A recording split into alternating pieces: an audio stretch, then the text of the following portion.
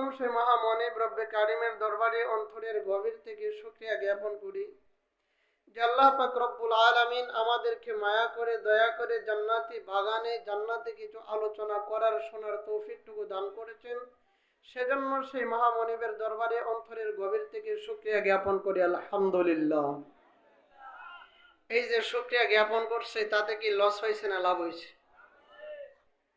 আল্লাহ কোরআনে لئن شكرتم لأزيدنكم ولئن كفرتم إن عذابي لشديد।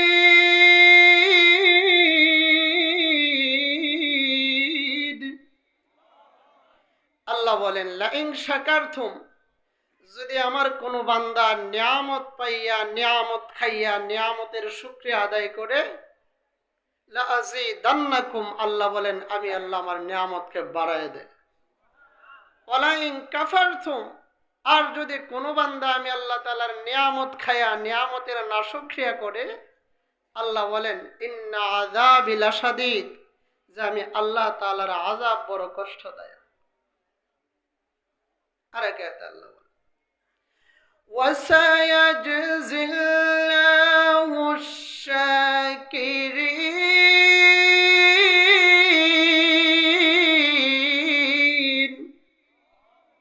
আল্লাহ বলেন কৃতজ্ঞকারী বান্দার প্রতিদান আমি আল্লাহ নিজের হাত দ্বারা দান করি।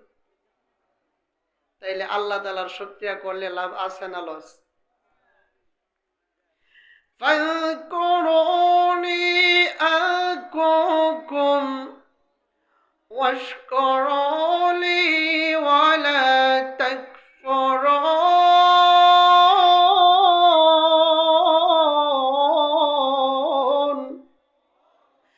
আল্লাহ বলেন ফাযকুরুনি, বান্দা যদি তুমি আমি আল্লাহ তাআলাকে স্মরণ করো, আযকুরকুম, আমি আল্লাহ তোমাকে স্মরণ করব।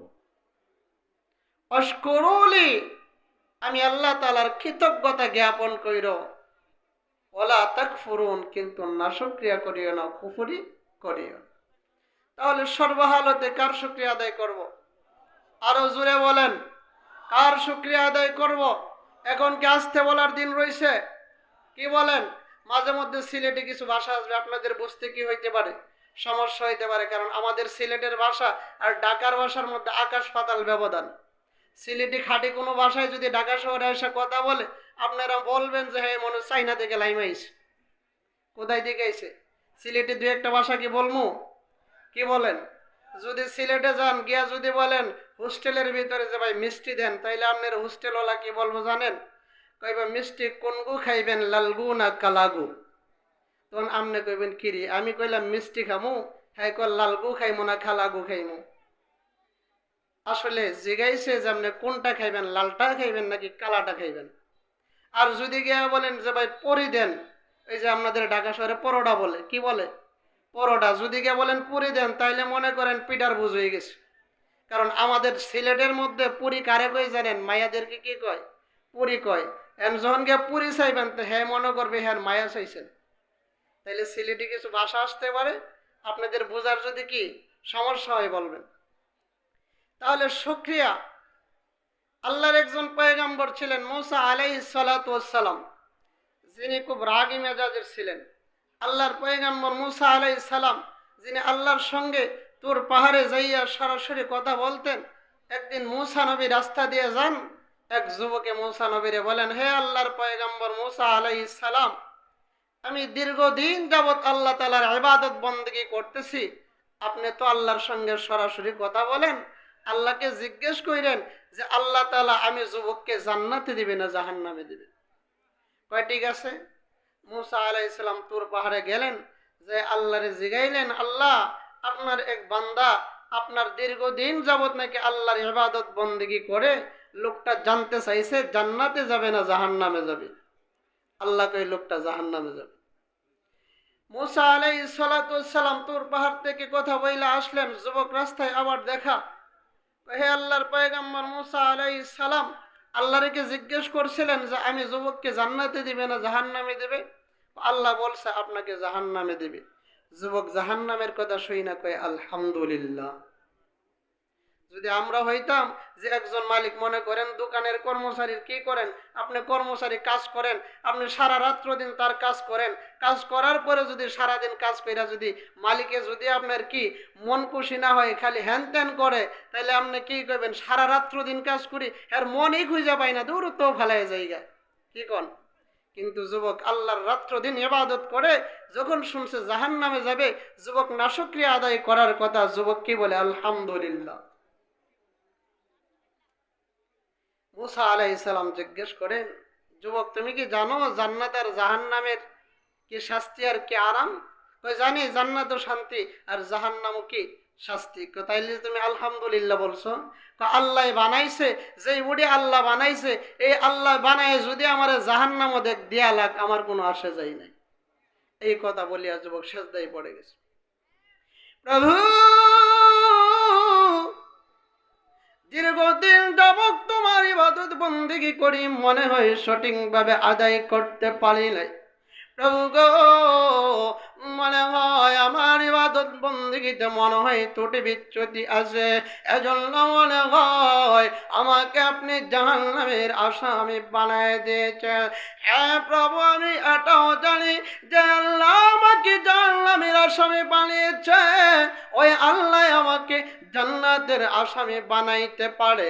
প্রভু গো, আমি জানি তোমার এই গুনাহগার বান্দাকে যদি আপনি ক্ষমা করে দেন, আপনার সম্মানের কোনো ক্ষতি হবে না।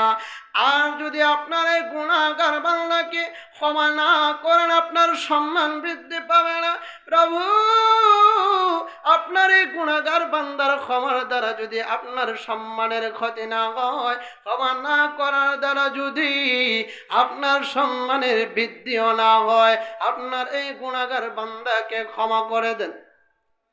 এমনিতে গাইবি থেকে আওয়াজ, রে বান্দা সাজদা থেকে মাথা উঠা, আমি মহান আল্লাহ তোর জিন্দেগীর গুনাহগুলো মাফ করে দিলাম। কিছুদিন পর মুসা নবী যায়, আল্লাহর ওই যুবক ডেকে বলেন, হ্যাঁ আল্লাহর পয়গম্বর মুসা, আমি জানি আপনি আল্লাহর পয়গম্বর, কোনোদিন মিথ্যা বলেন নাই, মিথ্যা বলতেও পারেন নাই, কিন্তু মুসা নবী জানতে চায়, আপনি বলেছেন আমি নাকি জাহান্নামে যাব, কিন্তু গাইবি থেকে আওয়াজ শুনেছি, আমাকে আল্লাহর তরফ থেকে আওয়াজ দিয়েছে আমি জান্নাতে যাব, জানতে চাই। আল্লাহর পয়গম্বর মুসা আলাইহিস সালাম আল্লাহর কাছে গিয়ে বলেন, প্রভু গো, আপনি তো জানেন আমি মুসা নবীর পয়গম্বর গুলা হলো টেটার জাত। কিসের জাত? বড় টেটার জাত। খালি প্রশ্ন করে কই, মুসা এমন হইলে কেমন হইব, হেমন হইলে কেমন হইব? আল্লাহ এটা বানাইছে কিসের লাগে, হিটা বানাইছে কিসের লাগে? হ্যাঁ প্রভু, আপনি জানেন আমার এই উম্মত গুলো টেটার জাত প্রশ্ন করে খালি। আপনার এই যুবক গাইবি থেকে নাকি আওয়াজ শুনেছে যুবকটা জান্নাতে যাবে, আর আপনি বলেছেন যুবকটা জাহান্নামে যাবে। আল্লাহ ডাক দেখে, মুসা রে, আমার এই যুবকের কথাও সত্য, আর আমি আল্লাহর কথাও সত্য। কেমনে সত্য জানি? আমার গুনাহগার বান্দা যেই মাত্র শুনেছে গুনাহগার বান্দাটা জাহান্নামে যাবে, কিন্তু জাহান্নামের কথা শুনিয়া যুবকটা নাশুকরিয়া করার কথা ছিল, কিন্তু নাশুকরিয়া না করিয়া আমার যুবকটা আলহামদুলিল্লাহ বলে শুকরিয়া আদায় করেছে। এজন্য আমি মহান আল্লাহ আমার বান্দার প্রতি খুশি হইয়া তাকে জান্নাতবাসীদের তালিকাভুক্ত করে দিলাম। তাহলে শুকরিয়া আদায়ের লাভ আছে না লস? তাইলে সর্বহালতে কি করতে হইব? আল্লাহর শুকরিয়া আদায় করতে হবে। এবার আসুন আমার মূল আলোচনা যাই। আলোচনার শুরু শেষ যদি না বুঝেন, এই আলোচনা কি হয় না, মজা লাগে না। আমি যতটুকু পারি আপনাদের সামনে সূরা কাউসার তেলাওয়াত করেছি। এই সূরা কাউসারের অবলম্বনে শুরু থেকে নিয়ে শেষ পর্যন্ত গোঠালোভাবে সংক্ষিপ্ত আকারে সূরা কাউসারের তাফসীর শেষ করব। এই সূরা কাউসার কুরআনুল মাজিদের 30 নম্বর পারায় স্থান পেয়েছে। সূরাটা সকলেরই মুখস্থ আছে না নাই? কার কার নাই হাত উঠান। নেই? না সবারই আছে? সবার আছে। এই সূরা কাউসার নাজিল হওয়ার পিছনে একটা শানে নজুল আছে। এই শানে নজুল যদি বুঝতে পারি তাহলে মূল আলোচনা আমরা বোঝা সহজ হবে। আল্লাহর পয়গম্বর নবী মুহাম্মদুর রাসূলুল্লাহ সাল্লাল্লাহু আলাইহি ওয়াসাল্লামের বয়স যখন 40 বছর একদিন উপনীত হলো, আল্লাহ তার পয়গম্বরকে বলেন, নবী এবার আপনি আপনার গোত্রের মধ্যে যায়া বলুন যে আমি আল্লাহ তাআলার পয়গম্বর মুহাম্মদুর রাসূলুল্লাহ সাল্লাল্লাহু আলাইহি ওয়াসাল্লাম, আর দ্বীনের দাওয়াত দেন যে এই জমিন আল্লাহর, আকাশ আল্লাহর, লৌহ কলম চন্দ্র সূর্য সব কিছু আল্লাহর, সুতরাং এই জমিনে হুকুম চলবে কার? একমাত্র। আরো জোরে, নাকি আওয়ামী লীগের, বিএনপির, জামাতে ইসলামের, ইসলামী আন্দোলনের, খেলাফত মজলিসের, নাকি কার? আল্লাহ তাআলার পয়গম্বর আলাইহিস সালাতু ওয়াস সালাম আল্লাহর পক্ষ দেখা নবুয়ত প্রাপ্ত হইয়া মক্কা নগরীর অলিতে গলিতে যাইয়া, বিশেষ করে কুরাইশ বংশের গড়ে গড়ে যাইয়া আল্লাহর নবী দ্বীনের দাওয়াত দিতে আরম্ভ করলেন। হে মক্কার মানুষেরা শুনো, এই জমিন আল্লাহর, আকাশ আল্লাহর, লৌহ কলম সবকিছু আল্লাহর, সুতরাং এই হুকুম চলবে আল্লাহর। তোমরা পড়ো লা ইলাহা ইল্লাল্লাহ মুহাম্মাদুর রাসূলুল্লাহ। যেই মাত্র নবীজি এই দ্বীনের দাওয়াত দিতে আরম্ভ করলেন, সেই যুগে আমার আপনার নবীর মাঝে আকর্ষণ ছিল দুইটা। কয়টা? আমি কিছু পয়েন্ট বলবো, আপনারা পয়েন্টগুলো মনে রাখবেন, আর না হয় আলোচনা বুঝবেন না। কয় আকর্ষণ ছিল? দুই আকর্ষণ। এক নম্বরের আকর্ষণ কোরআন, নবীজির জবানের সুন্দর তিলাওয়াত, আর একটা হইল নবীজির উত্তম ব্যবহার, মহান চরিত্রের আকর্ষণ। এই দুই আকর্ষণে মক্কা নগরীতে বেঈমান কাফিরেরা দলে দলে ইসলাম ধর্ম গ্রহণ করতে আরম্ভ করলো।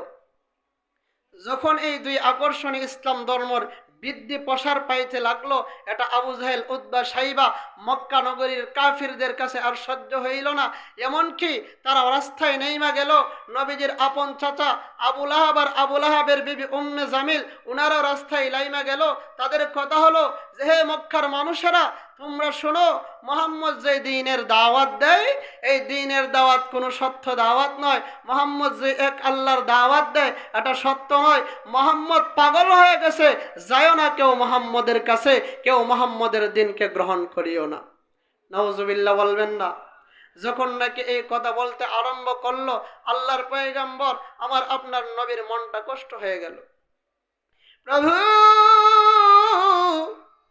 আমার আপন গোষ্ঠীর লোকেরা, এমনকি আমার আপন চাচা আবু লাহাব আর আবু লাহাবের বিবি উম্মে জামিল আমার বিরুদ্ধে রাস্তায় লাইমা গেছে।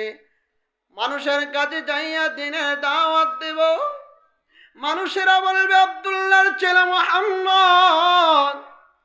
এই মক্কা ঘরেতে তোমার আপন লোকেরা, তোমার গোষ্ঠীর লোকেরা, তোমার আপন চাচা আপন চাচি তোমার বিরুদ্ধে কথা বলে।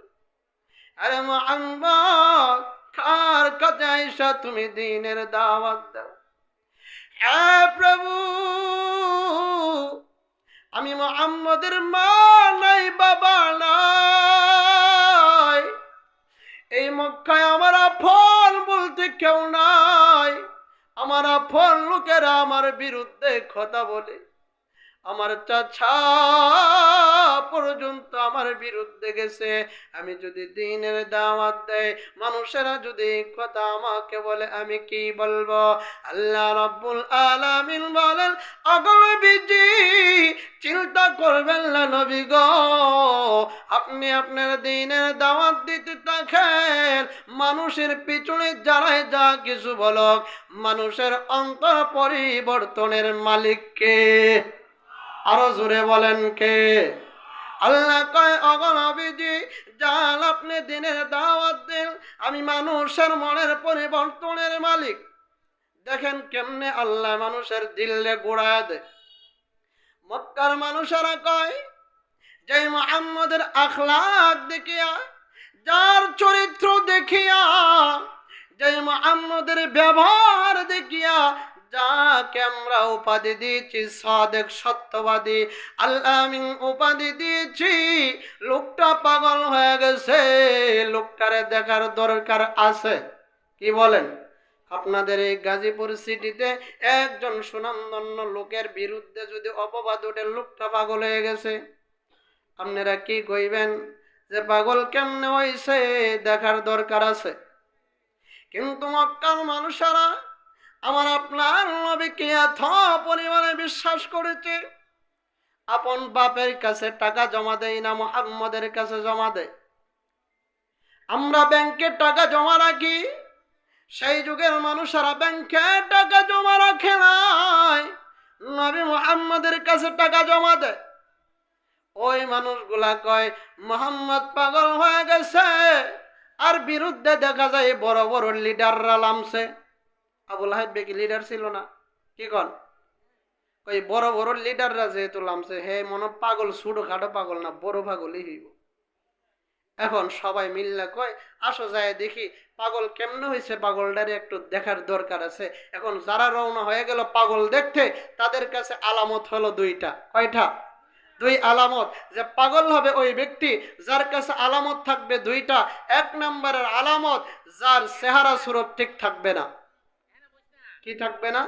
যার চেহারা সুরত ঠিক থাকবে না। আপনাদের এই গাজীপুরে আছে না, আছে কিনা জানা নাই, আমাদের সিলেট অঞ্চলে আছে এক ধরনের পিসাব নামে পাগল সাপ, যাদের মুখগুলা লম্বা, এমন লম্বা মুখের ছিদ্র দেখা যায় না, বছরে একবার গোসল দেয় না, নামাজ রোজা তো নাই, মুরিদের দলে রাখে আমার বাবার গোসল লাগে না, অথচ বাবার শরীরে ফাটার গন্ধ করে।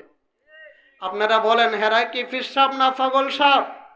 পিসাব না পাগল সাপ? গায়ে কি লেখা আছে নাকি সুরতে বোঝা যায় যে কি পাগল?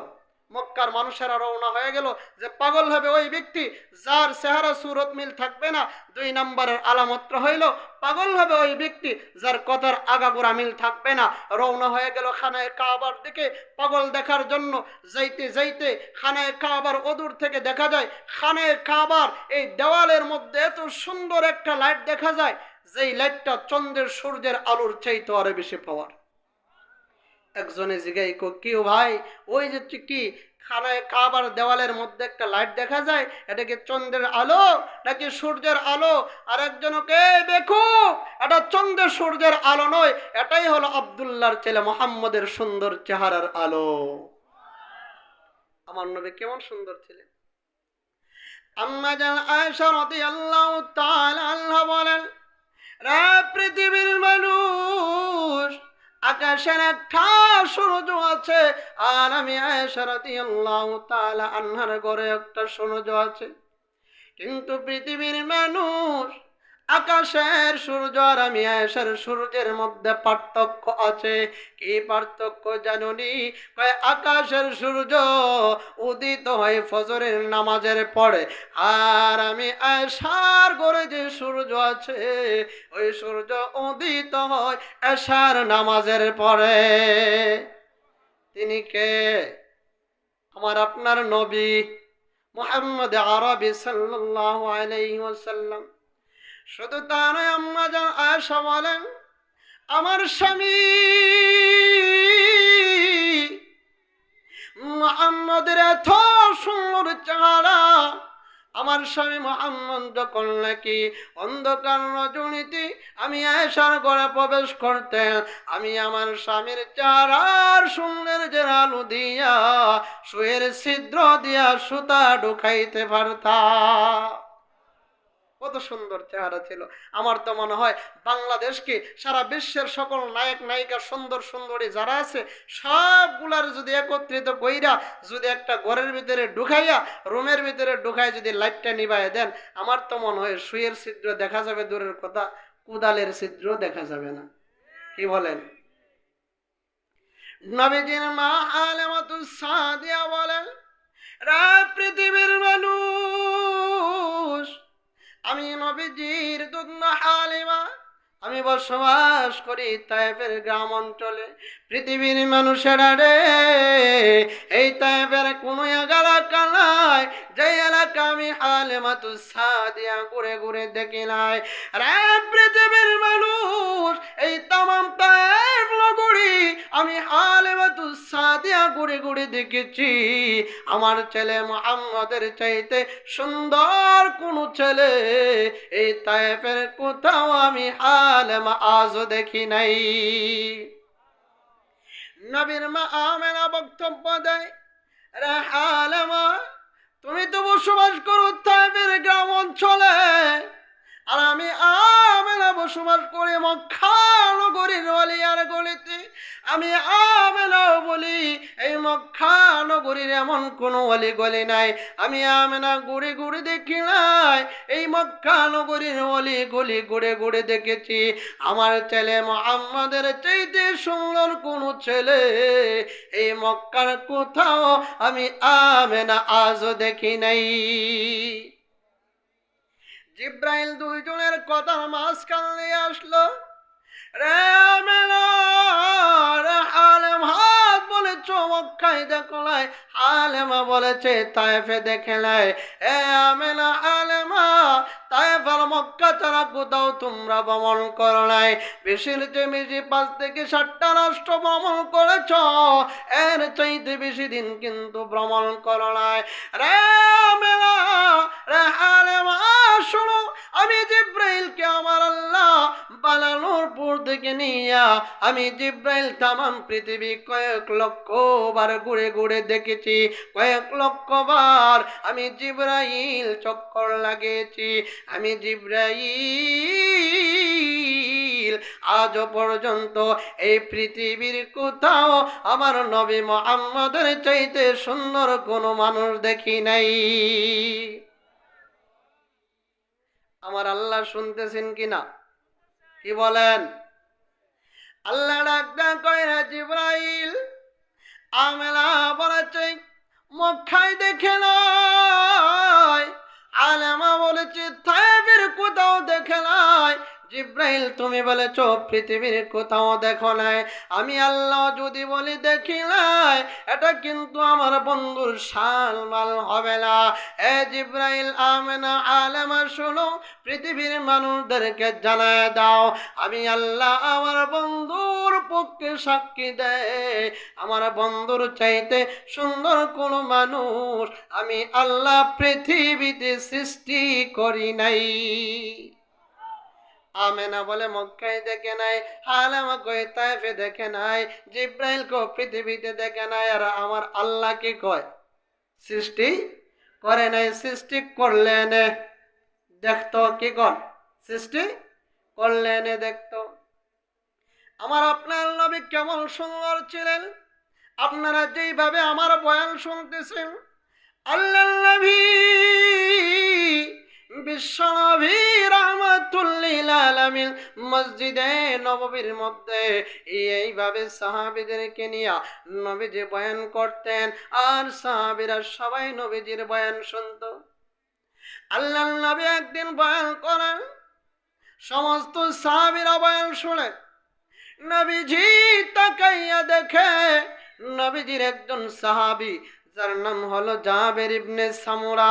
সমস্ত সাহাবীরা বয়ান শুনে নবীর সাহাবী জাবের ইবনে সামুরা উনি মসজিদে নববীর কোনায় বৈশা বৈশা একবার আল্লাহর নবীজির চেহারার দিকে তাকায়, আর একবার আকাশের 14 তারিখের চন্দ্রের দিকে তাকায়।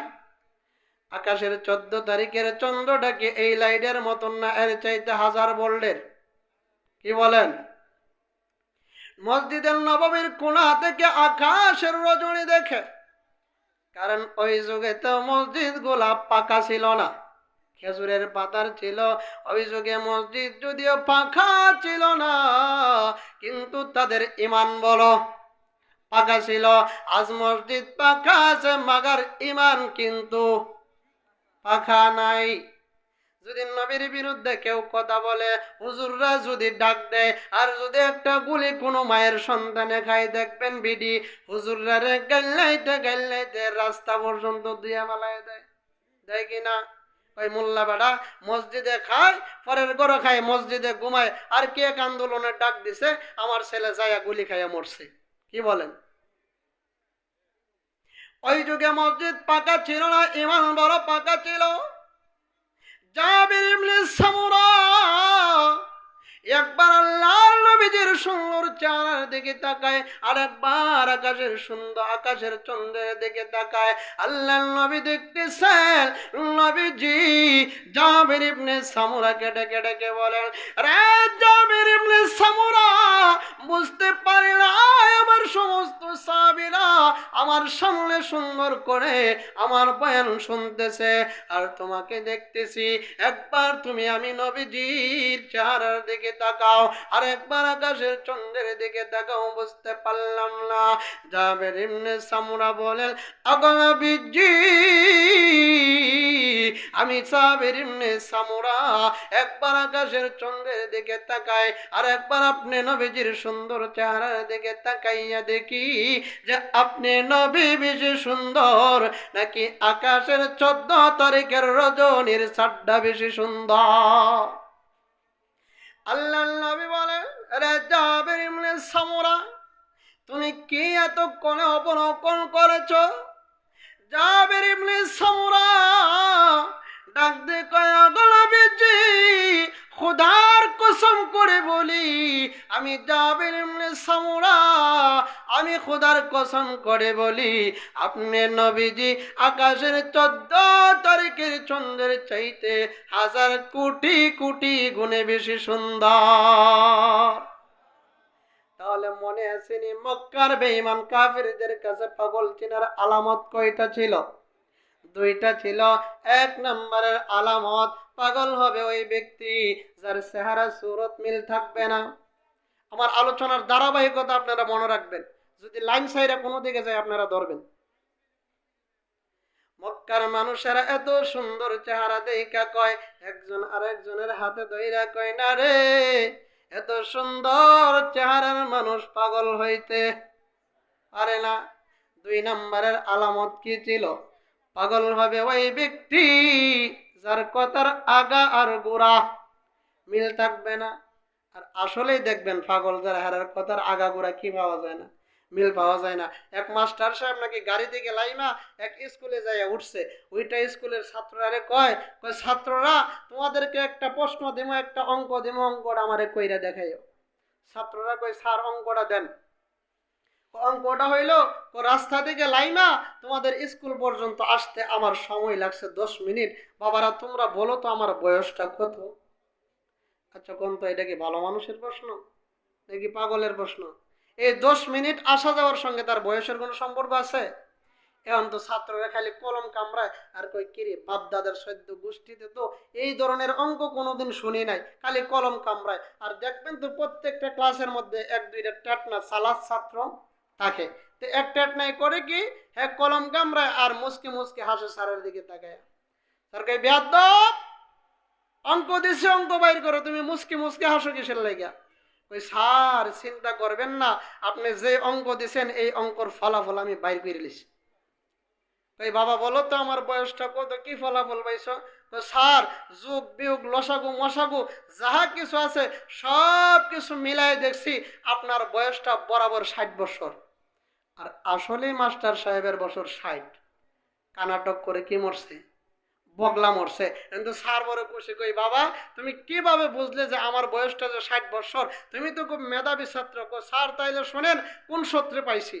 কই, স্যার আমার বাড়িতে আমার একটা ভাই আছে, এই ভাইটা হচ্ছে আধা পাগল, আর এই আধা পাগলের বয়স হয়েছে 30, আর আপনি হচ্ছে পুরা পাগল।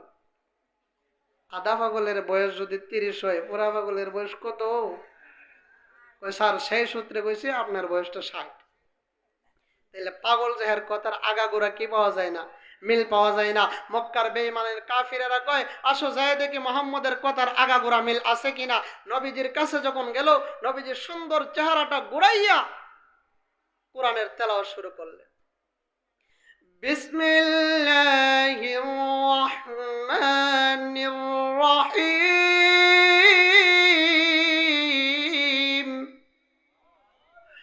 ওয়াদ-দুহা ওয়াল-লাইলি ইযা সাজা মা ওয়াদ্দা'আকা রাব্বুকা ওয়া মা ক্বালা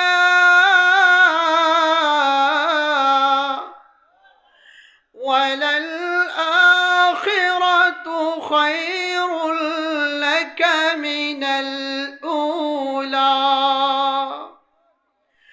ألم نجعل له عينين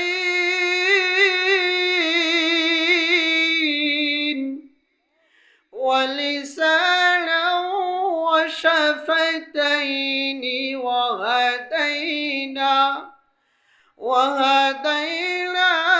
النجدين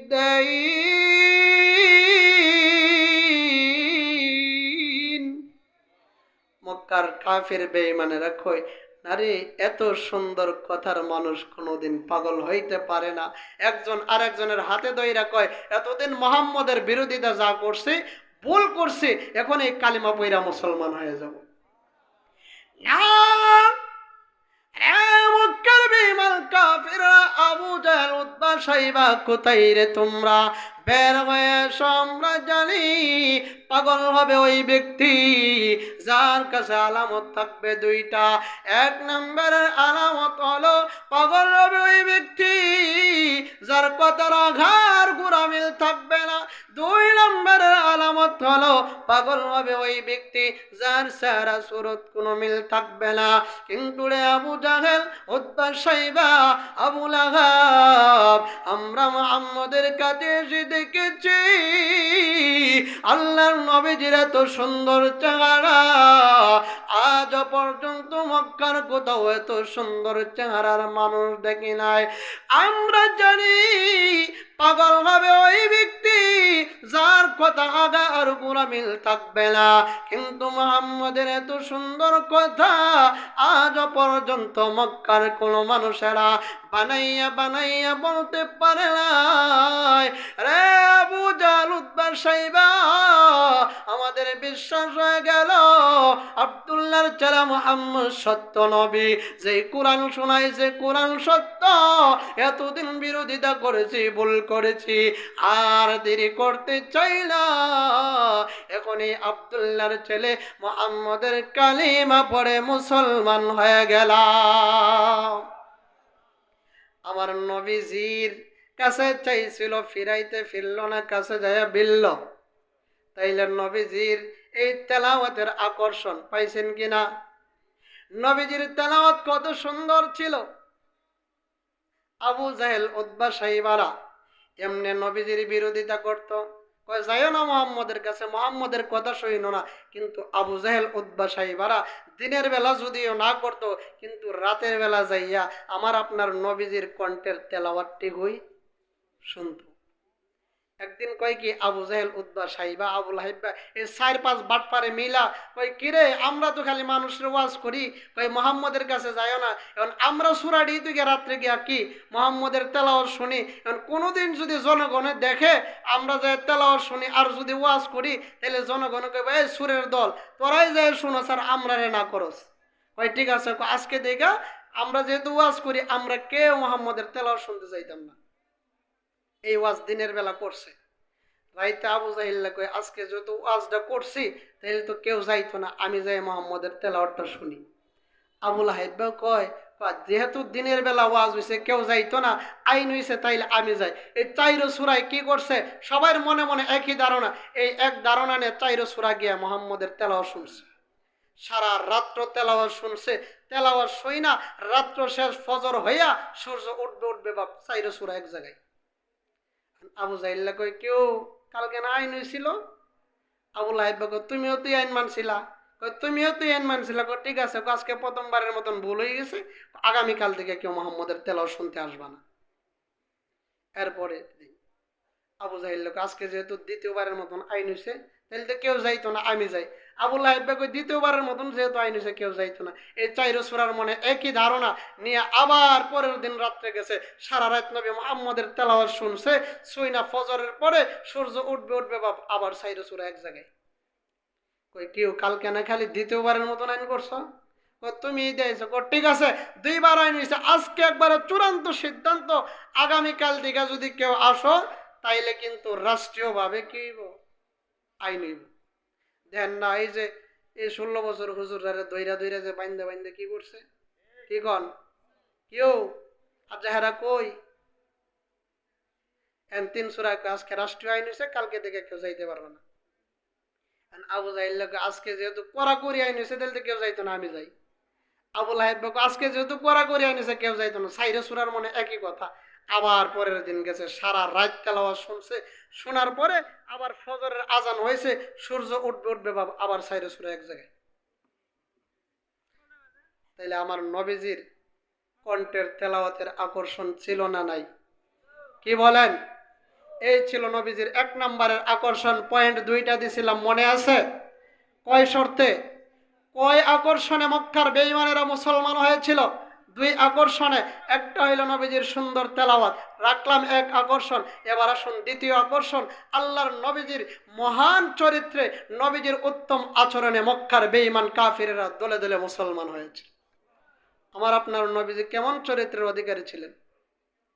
মহান চরিত্রের অধিকারী ছিলেন। এটা কি আমি কই না, আল্লাহ কোরআনে কয়। وَإِنَّكَ لَعَلَى خُلُقٍ عَظِيمٍ।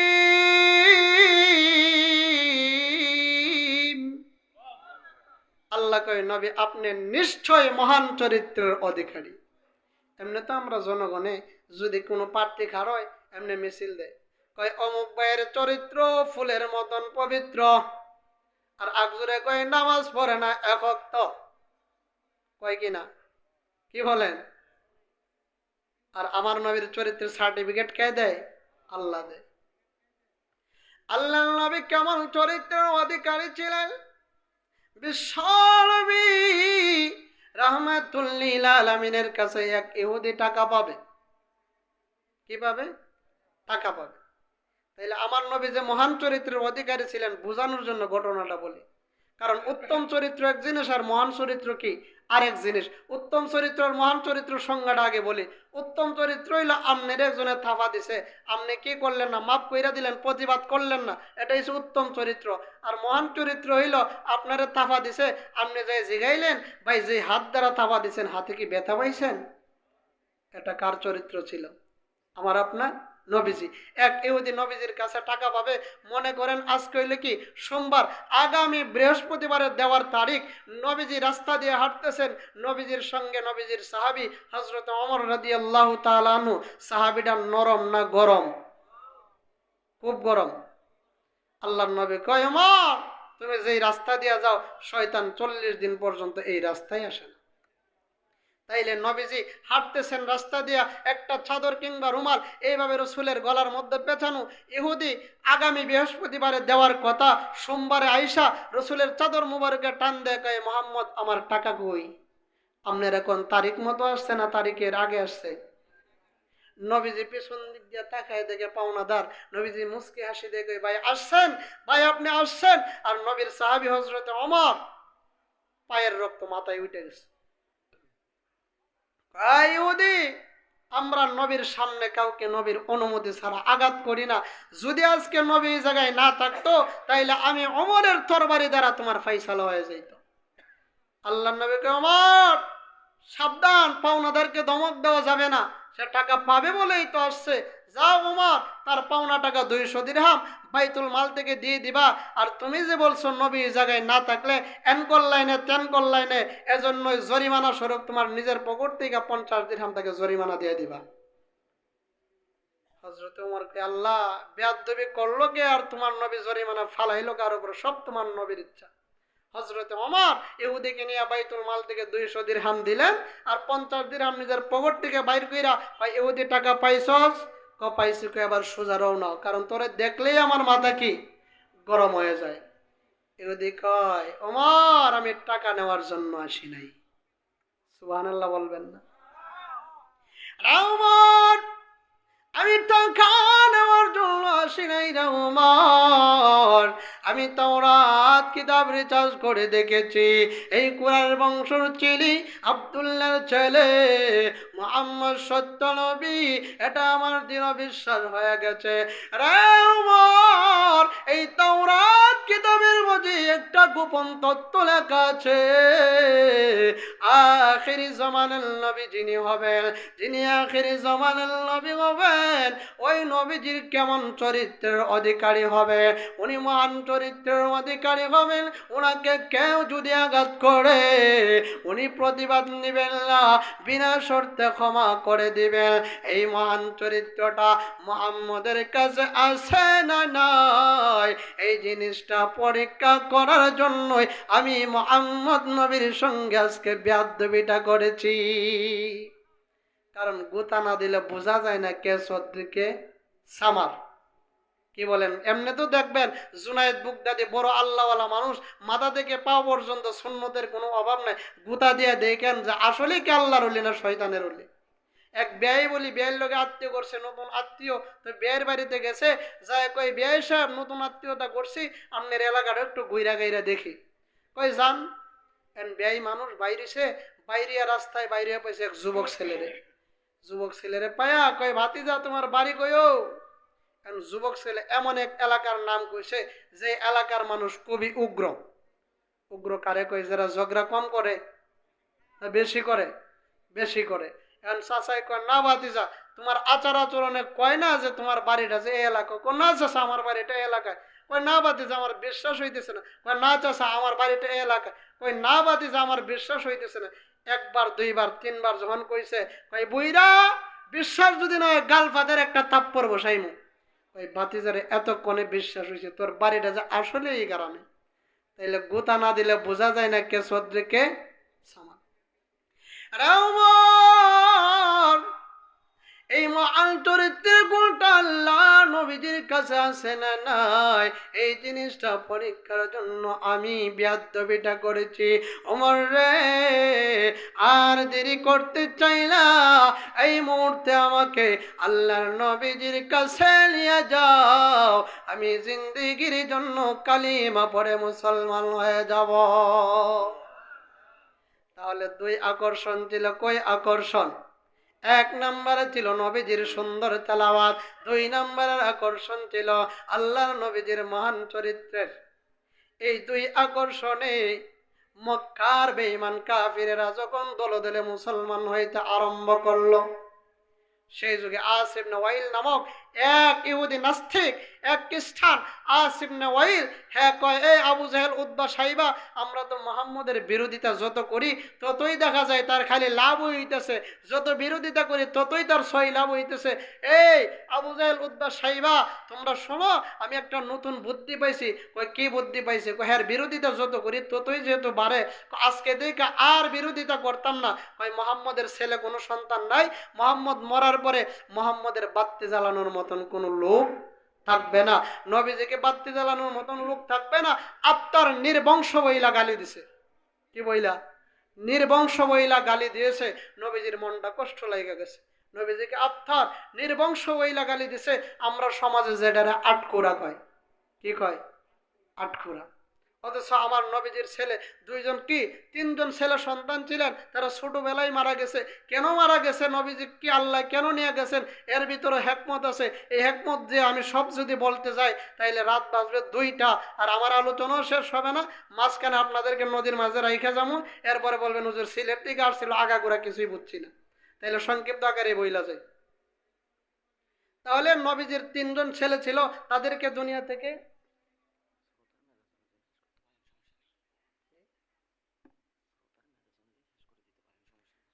আচ্ছা আপনারা যতক্ষণ থাকবেন ততক্ষণ আলোচনা চলবে। তাইলে নবী মুহাম্মদের কি 3জন সন্তান ছিল, কেন তাদেরকে নিয়ে গেছেন? সংক্ষিপ্ত করে একটা হেকমত বলি। আমরা সমাজে দেখবেন এক ধরনের ব্যবস্থা আছে, মনে করেন হুজুরের ছেলে যদিও কি হয়, হ্যাঁ বন্ডাও, তাইলে পীর সাহেবের ছেলেরে পীর সাহেবই মানে। কি কয়? পীর সাহেব হুজুরের ছেলে। তাইলে আখিরে জমানার নবী যিনি, উনি তো হইলেন কি শেষ নবী। নবীর ছেলে যদি দুনিয়া থেকে বাইসা থাকে, আল্লাহ কইছে নবী শেষ নবী, আর যদি বাইসা থাকে আমরার যে কি আমভক্ত মানুষ, আমরা কইলাম না যে তুমি নবীর ছেলে নবী ওই জুড়েই কি আমরা বানাই দিতাম, নবী বানাই দিতাম। এ কইলে এক কারণ, আরেক কারণ হইল আল্লাহ তাআলা যে কইছে নবী শেষ নবী, এখন নবীর ছেলের যদি বাইসা থাকে তাইলে আগেকার জমানার নবীরা যেমন ইব্রাহিম নবীর ছেলে নবী ছিল, ইসহাক নবীর ছেলে নবী ছিল, এখন আমরা নবীর ছেলে যদি নবী না বানাই, মক্কার বেঈমান কাফিরের রাস্তা দিয়ে হাঁটবো আর উপহাস করবো, কেউ মুসলমানেরা তোমরা নবী না বলি বড় নবী, এই নবীর একজন ছেলে দি নবী হইতে পারলো না। কি বলেন? যদি কোন সমাজের বড় একজন আলেম, এই আলেমের ছেলে যদি আলেম না হইতে পারে, দেখবেন সমাজের মানুষ আডে আর কয় বেড়ালা বড় ছোট আলেম হয়, কিন্তু বেড়ার একটা ফুতার আলেম হইতো পারলো না। কয় কিনা? মক্কার বেঈমান কাফিরেরা এরকম উপহাস করবে বিদায় আল্লাহ নবীজির ছেলেদেরকে দুনিয়াতে রাখেন নাই। এজন্য মক্কার বেঈমান কাফিরেরা আসিফ ইবনে ওয়াইলে কয়, যেহেতু নবীজির সন্তান ছেলে সন্তান হইয়া বাঁচে না, নবীজি আত্মার আটকুরা। এই আটকুরা ওইলা যখন আমার আপনার নবীজিরে গালি দিছে, নবীজির মনটা কষ্ট লাগা গেছে। আল্লাহ তাআলা আমার আপনার নবীজিকে সান্ত্বনা দেওয়ার জন্য, নবীর মনকে খুশি করার জন্য, মক্কার বেঈমান কাফিরদেরকে দাঁত ভাঙা জবাব দেওয়ার জন্য আল্লাহ তাআলা আমার তেলাওয়াতকৃত সূরা কাউসার নাজিল করলেন। এই হলো সূরা কাউসারের শানে নজুল। তরজমাটা কি শুনবেন? কি বলেন? শুনবেন? ইন্না আ'তাইনাকাল কাউসার, অগলবিজি আমি মহাল্লাহ আপনাকে কাউসার দান করলাম। নবী গো, আপনার সন্তান নাই বলে, ছেলে সন্তান নাই বলে আপনাকে আটকুরা বলে, আপনাকে নির্বংশ বলে না গো নবী না, আপনি মন গাবড়াবেন না নবী গো, আমি মহান আল্লাহ আপনাকে কাউসার দিলাম। কাউসারের অনেকগুলা ব্যাখ্যা আছে, আমি সংক্ষিপ্ত আকারে 2 থেকে 3টা ব্যাখ্যা বলবো। 1 নম্বর, আল্লাহ বলেন ও নবীজি আমি আপনাকে কাউসার দিলাম, মানে নবী গো আমি মহান আল্লাহ আপনাকে 30 পারা কোরআন দিলাম। যে কোরআন আপনাদের এই মাদ্রাসায় প্রতিদিন তেলাওয়াত হয়। আল্লাহ তাআলা শ্রেষ্ঠ কিতাব, শ্রেষ্ঠ একজন মানব, শ্রেষ্ঠ নবীজির উপর নাজিল করলেন। আল্লাহ বলেন ও নবীজি আমি আল্লাহ আপনাকে কাউসার দিলাম, মানে নবী গো আমি আল্লাহ আপনাকে কোরআন দিলাম। 2 নম্বরে আল্লাহ বলেন ও নবীজি আমি মহান আল্লাহ আপনাকে কাউসার দিলাম, মানে আপনাকে বেশি বেশি উম্মত দিলাম। অগনবীজি মক্কার বেঈমান কাফিরেরা, আবু জাহল, উতবা, শাইবারা, আসিফ ইবনে ওয়াইলের আপনার ছেলে সন্তান নাই বলে আপনাকে আটকুরা বলে গালি দেয়। ও নবীজি আমি আল্লাহ আপনাকে কাউসার দিলাম, মানে বেশি বেশি উম্মত দিলাম। ও নবীজি আপনি নবীজির পরে যে সমস্ত উম্মতেরা আসবে, সমস্ত উম্মতেরা হবে আপনি নবীজির রূহানি সন্তান, আর আপনি নবীজি হবেন সমস্ত উম্মতে মুহাম্মাদের রূহানি পিতা। নবীজি আপনার এই রূহানি সন্তানেরা আপনার বিরুদ্ধে যখন মক্কার বেঈমান কাফিরেরা, দুনিয়ার কোন কাফির নাস্তিকেরা যখন নাকি আপনার বিরুদ্ধে কথা বলবে, আপনার এই রূহানি সন্তানেরা জান দিয়া, মাল দিয়া, রক্ত দিয়া আপনি নবীজির নামের ইজ্জতের হেফাজত করবে। আপনার বিরুদ্ধে যে কথা বলবে তাকে সঠিক জবাব দিয়ে দিবে। আমরা এমনি ভিন্ন ভিন্ন মতাদর্শের হইতে পারি, কেউ সুন্নি, কেউ কওমি, কেউ দেওবন্দি, কিন্তু যদি এই বাংলার জমিনে বসিয়া, এই বাংলার জমিনে বসিয়া যদি কোন নাস্তিক যদি আমার নবীর বিরুদ্ধে কথা বলে, কোন নাস্তিক যদি আমার নবীর বিরুদ্ধে কটূক্তি করে, আমরা বাংলার মুসলমানেরা দলে দলে বিভক্ত থাকবো না। আমরা একে এক হাত মিলাইয়া ওই নাস্তিক বেঈমানদের জিব্রা টানিয়া ফেলব। নবীজি আপনার ছেলে সন্তান নাই বলে আপনাকে তারা উপহাস করেছে।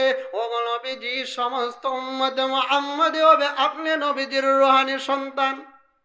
আমি আল্লাহ আপনাকে বেশি বেশি উম্মত দিলাম। আল্লাহ কেমন উম্মত নবীজিকে দিলেন?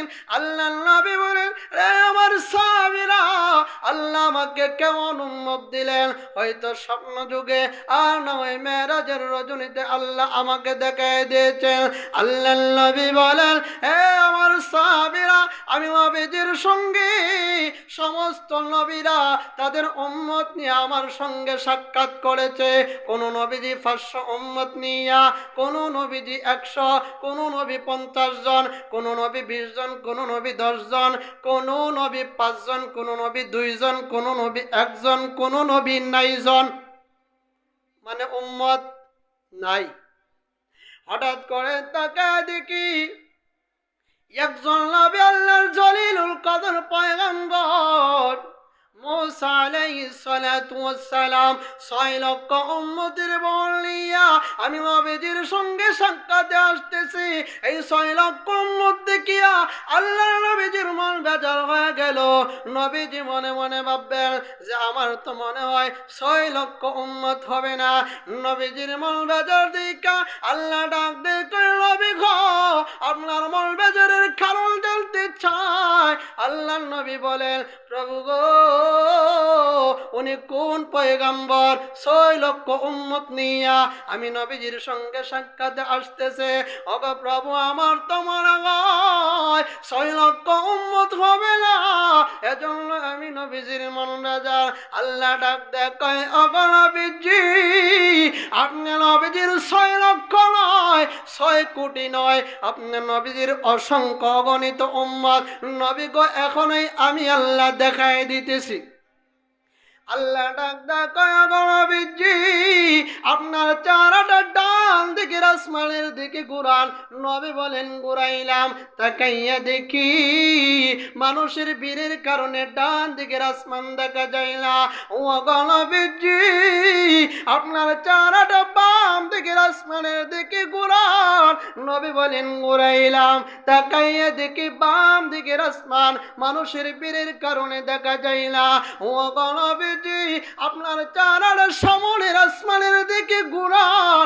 নবী বলেন, ঘুরাইলাম। তাকাইয়া দেখি সামনের আসমান মানুষের ভিড়ের কারণে দেখা যায় না। ও নবীজি, আপনার চেহারাটা একটু পিছনের আসমানের দিকে ঘুরান। নবী বলেন, ঘুরাইলাম। তাকাইয়া দেখি পিছনের আসমান মানুষের ভিড়ের কারণে দেখা যায় না। আল্লাহ রাব্বুল আলামিন বলেন, ও নবীজি, ডাইনে বামে সামনে পিছনে উপরে উপরে নিচে যতগুলা উম্মত দেখলেন, যতগুলা মানুষ দেখলেন, সমস্ত মানুষেরাই হলো আপনি নবীজির উম্মত। 6 কোটি নয়, বিনা হিসাবে। আল্লাহর নবী বলেন, কঠিন কিয়ামতের ময়দানে সমস্ত উম্মতেরা 120 দলে বিভক্ত হবে। আমি নবীজির একাই হবে 80 দল। কত? আর সব নবীরা মিল্লা হইব 40। অগণবিদ্যি মক্কার বেঈমান কাফিররা আসিম নেওয়াইলারা বলেছে, আপনি নবীজির সন্তান নাই বলে আপনার নাম নিশানা নেওয়ার কেউ থাকবে না। নবী গো, যে সমস্ত উম্মতে মুহাম্মদীরা থাকবে, সমস্ত উম্মতে মুহাম্মদীরা আপনি নবীজির নামের হেফাজত করবে। 3 নম্বরে আল্লাহ বলেন, ও নবীজি, আমি আল্লাহ আপনাকে কাউসার দিলাম, মানে নবী গো, আমি আল্লাহ আপনাকে হাউজে কাউসার দিলাম। আল্লাহ নবী বলেন, হাউজে কাউসারটা কেমন? আমি মেরাজের রজনীতে দেখে আসছি। কই, হাউজে কাউসারের পানিটা দুধের চাইতে সাদা, মধুর চাইতে আরো মিষ্টি। আল্লাহ নবী বলেন, আমার কোন উম্মত যদি আমি বিশাল নবীজির হাতে যদি একবার হাউজে কাউসারের পানি পান করে 50,000 বছর পর্যন্ত পানির পিপাসা লাগবে না। এই হাউজে কাউসারের পানি পান করা ইচ্ছা আসেনি আপনাদের? আরো জোরে মাগনা ওই কি বলেন? আল্লাহ বলেন দুইটা শর্তের বিনিময়ে।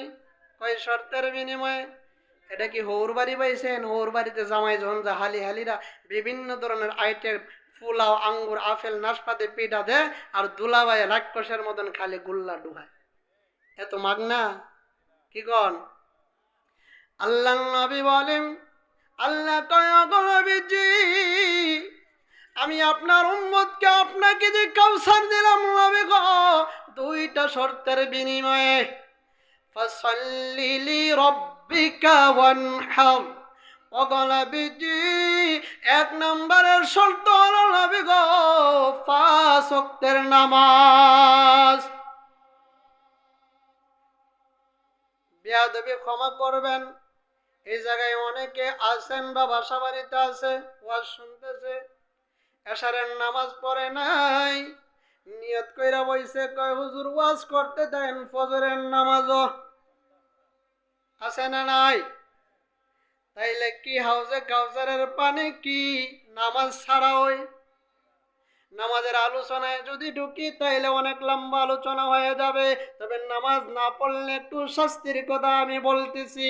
আল্লাহর নবী বিশ্বনবী রাহমাতুল লিল আলামিন যেই মাত্র মেরাজের রজনীতে আল্লাহর নবী গিয়েছিলেন, আল্লাহ ডাক দিয়ে কই, জিবরাইল যাও আমার পয়গম্বরকে জান্নাত আর জাহান্নামটা ভ্রমণ করে নিয়ে এসো। আল্লাহর নবী বিশ্বনবী জান্নাত আর জাহান্নাম যখন ভ্রমণ করতে গেলেন, নবীজি তাকায় দেখেন ফেরেশতারা একদল মানুষের হাত পায়ে পাইদা পাথর দিয়া মাথার মধ্যে এমন ভাবে চাপ দিতেছে, চাপের শুরুতে মাথার মগজগুলা ছিটকে ছিটকে বাইরে যাইতেছে, রক্তগুলা ছিটকে পড়ে যাইতেছে। আল্লাহর নবী জিজ্ঞেস করলেন, হ্যাঁ ভাই জিবরাইল, জানতে চায় এদের কি অপরাধ? তাদের হাত পাগুলা বাইদা মাথার মধ্যে বড় বড় পাথর দ্বারা শাসন দেওয়া হইতেছে। জিবরাইল ডাক দেয়, ও নবীজি, এরা হলো ওই সমস্ত মানুষেরা যারা দুনিয়ার জগতে তাইকা মুয়াজ্জিন যখন নামাজের জন্য আজান দিয়া ডাকতো, নামাজের সাড়া দিত না, যারা বেনামাজি ছিল তাদের এই শাস্তি। ও নবীজি, আপনি আপনার উম্মতদেরকে বললেন নবী গো, তারা যদি নামাজ না পড়ে তাদেরকে ওই শাস্তি দেওয়া হবে। তাইলে হাউজে কাউসার কয়সির শর্তের বিনিময়ে? 2 শর্তের বিনিময়ে। 1 নম্বরের শর্ত হলো 5 ওয়াক্তের নামাজ।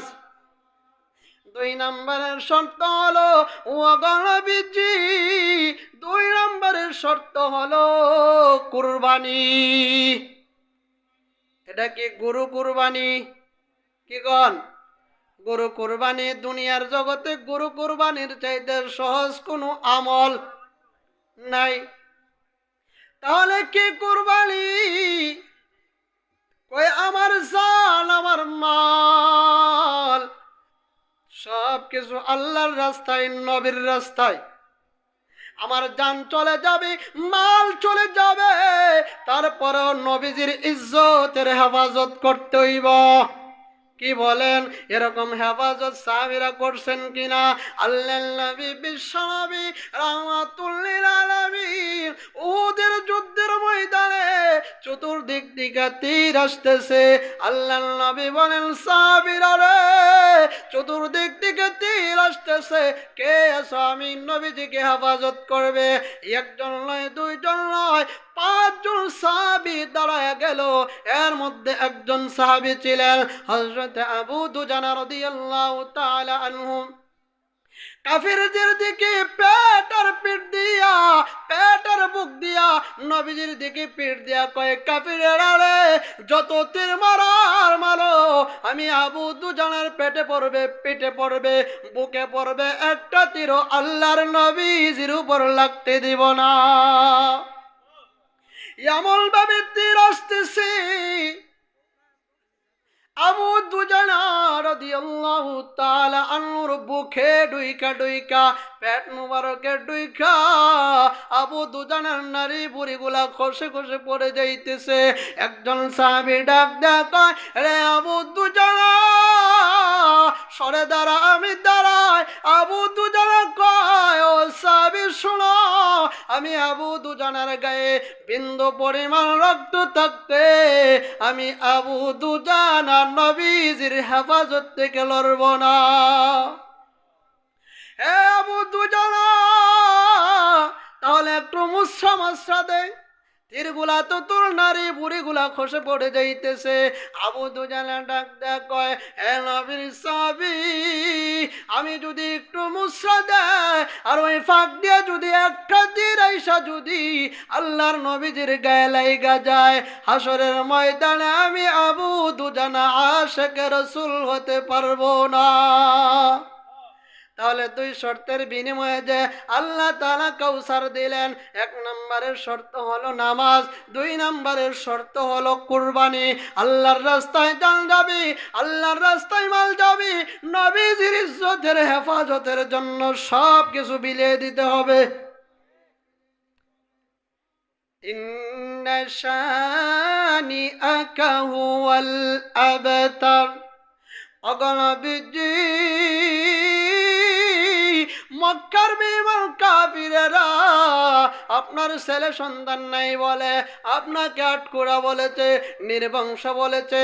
না গণবি না, আপনি নির্বংশ না, আপনাকে যারা নির্বংশ বলেছে, ইন্না শানিআকা হুয়াল আবতার, ও গণবিজি তারাই হলো নির্বংশ। এটা কার ঘোষণা? আরো জোরে কোন কার ঘোষণা? আমার আল্লাহর ঘোষণা বাস্তবায়ন হয়েছে নি? আজ পর্যন্ত কি দেখছেন কোন ইহুদি খ্রিস্টানেরা আবু জাহেলের নাম রাখে? কি বলেন?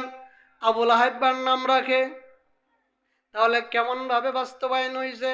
আবু জাহেলের নাম রাখবে দূরের কথা, আবু জাহেলের বাড়িতে সৌদি সরকার শান্তির ঘর বানাইছে।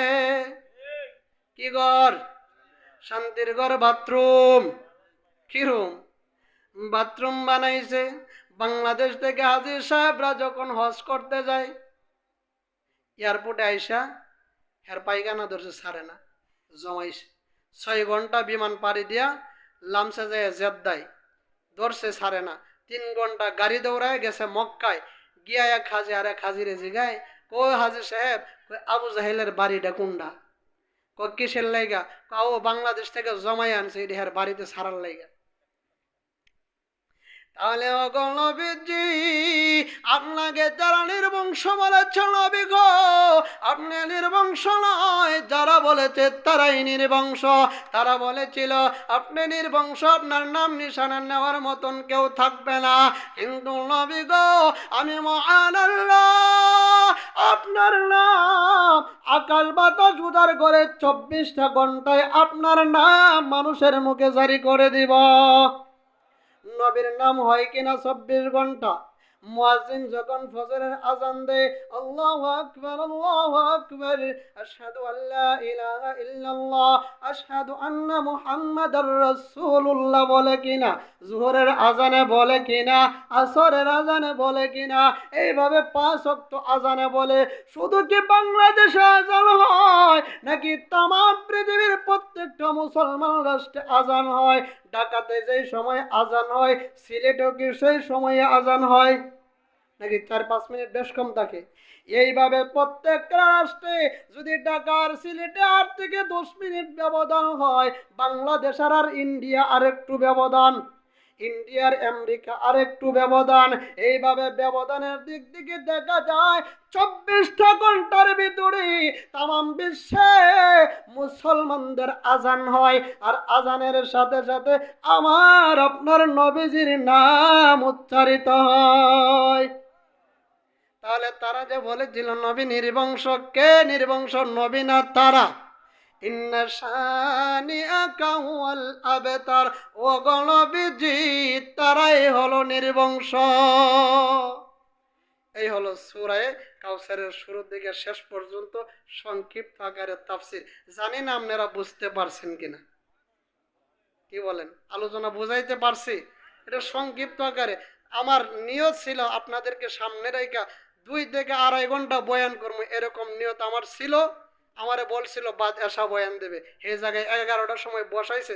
যদি 2 ঘন্টা থেকে 2.5 ঘন্টা সময় দিত, আরো বিস্তারিত মজার আলোচনা আপনাদেরকে শুনাইতাম। দুঃখের বিষয় সময় পাই নাই, আপনাদেরকে আলোচনা আমি বুঝাইতে পারি নাই, অগোছালো আলোচনা হয়েছে। যদি মনে কোনো কষ্ট পেয়ে দেখেন আলোচনার দ্বারা বুঝাইতে যদি না পারি, আপনারা এটা মন থেকে বাদ দিয়ে আমারে ক্ষমা করে দেবেন। আর যদি বুঝা থাকেন, যতটুকু বুঝছেন এগুলো আমল করার চেষ্টা করবেন। আল্লাহ তাআলা আমাদের সবাইকে আমল করার তৌফিক দান করুন। এই যে কোরআনের আলোচনা শুনলাম আপনাদের দারুল আরকাম হাফিজিয়া মাদ্রাসা, এই জায়গায় কোরআন পড়া হয়। কি পড়া হয়? কোরআন পড়া হয়। যেই কোরআন কঠিন কিয়ামতের ময়দানে আল্লাহর সঙ্গে যারা করবে, এক একজন হাফেজে 10 জন জাহান্নাম ওয়াজিব এমন ব্যক্তিকে জান্নাতে নিয়ে যাইবে। তাহলে এই সমস্ত হাফেজেরা আপনাদের এলাকার এই মাদ্রাসায় পড়তেছে, আপনাদের জীবন ধন্য নাকি? কি বলেন? এরকম একটা প্রতিষ্ঠান পাই আপনারা ধন্য কিনা? এই মাদ্রাসার কদর করার দরকার আছে না নাই? ছাত্রদেরকে কদর করার দরকার আছে না নাই? জান দিয়া, মাল দিয়া, অর্থ দিয়া, বুঝ দিয়া, পরামর্শ দিয়া সহযোগিতা করবেন তো? আল্লাহ তাআলা আপনাদের সবাইকে আমল করার তৌফিক দান করুন। ওয়া আখির দাওয়ানা আলহামদুলিল্লাহি রাব্বিল আলামিন।